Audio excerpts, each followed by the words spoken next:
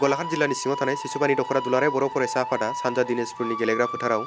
22-27 December साननैनि मेहेरगोनां हाबाफारिजों खुंफुंनाय खुंगा 32थि बोसोरसेला जथुमानि गेवलां मेला दिनै जानानै थाङो। बे गेवलां मेलखौ सामलायो सिसुपानि दखरा दुलाराय बर' फरायसा आफादनि आफादगिरि सोमदोन बसुमतारिया आरो बे मेलखौ बेखेवना होयो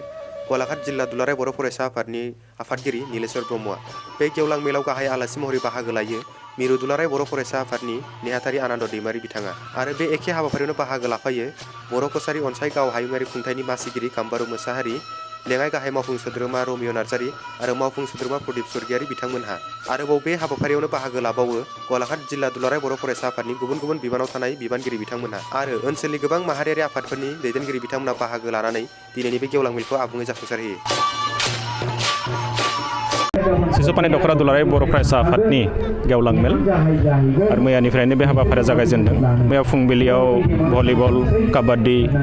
आरो लिटारेरि माखासे कम्पिटिसन, हारिमुनि कम्पिटिसन बे जानानै थांबाय। दिनै गेवलां मेल। बे गेवलां मेलाव दुलाराय बर' फरायसा आफादनि गाहाय नेहाथारि खनेन्द्र बसुमतारि बिथाङा फैनायनि खोथा दङमोन, नाथाय बिथांनि सावस्रिनि माखासे उसुबिदानि थाखाय सफैनो हायाखै आरो बिथांनि सोलायै दिनै दुलाराय बर' फरायसा आफादनिनो नेहाथारि आनन्द दैमारि बिथाङा फैनानै बाहागो लाफैबाय आरो बिथाङा दुलाराय बर' फरायसा आफादनि मावनो लानाय जि थांखि आरो थांनाय समफोराव दुलाराय बर' फरायसा आफादा गिदिरथार बर' माहारि दानायाव होलांनो जि बिहोमा बेनि बागै बिथाङा माखासे बाथ्राखौ बुंलांबाय। जोबोद गाजा गोमजायै हाबाफारिया बेयाव खुंफुंजादों आरो जों बयबो मिथिगौ दुलाराय बर' फरायसा आफादा गलाघाट जिल्लायाव जागायजेननायनिफ्रायनो जि माखासे बिहोमा होबोदों आरो बेयाव जों संसार जानायनि बेलायाव बेयाव सोलोंथायानो जा, जोंनि रांखान्थि जौगानायानो जा एबा जोंनि थामोनथा सिनायथि आरो जोंनि बर' बिजोंखौ लानानै आरो नैबे ओनसोलाव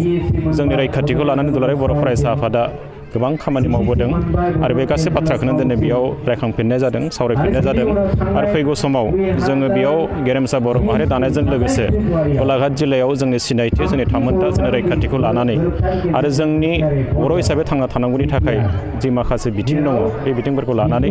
जों माबायदि सांग्रांथि जानांगौ बेफोरखौनो लानानै नैबे बोसोरसेला जथुम्मायाव मैया डेलिगेटआव बेखौ सावरायनाय जादों आरो गेवलां मेलाव बे बाथ्राखौ बेरखांदों। जों मिजिंथिदों दुलाराय बर' फरायसा आफादा बेयाव रायजो राजानि मददजों आरो बयनिबो मददजों जोङो बेयाव जोंनि गलाघाट जिल्लायाव नैबे जोंनि आपार आसामाव जोङो गोख्रों मोनसे बेयाव जिल्ला हिसाबै जोंनि आफादखौ जों बेयाव दैदेनबोदों आरो सिसुपानि दखराया गलाघाट जिल्लानिनो मोनसे गोख्रों बेयो आफाद आरो सिसुपानि दखराया बेयाव गासै 65 बेयाव गामि दङ नैबे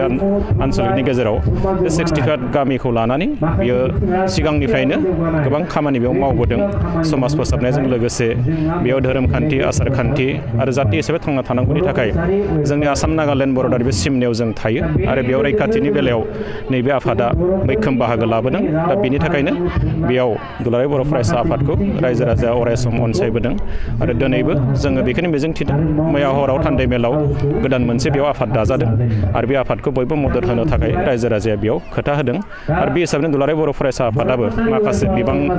माखासे बिबान लानानै खामानि मावनो थाखाय बिथाङाबो बे आफादा सिगांलांगासिनो दङ आरो सिगांलांगोन जों बेखौ मिजिंथिदों।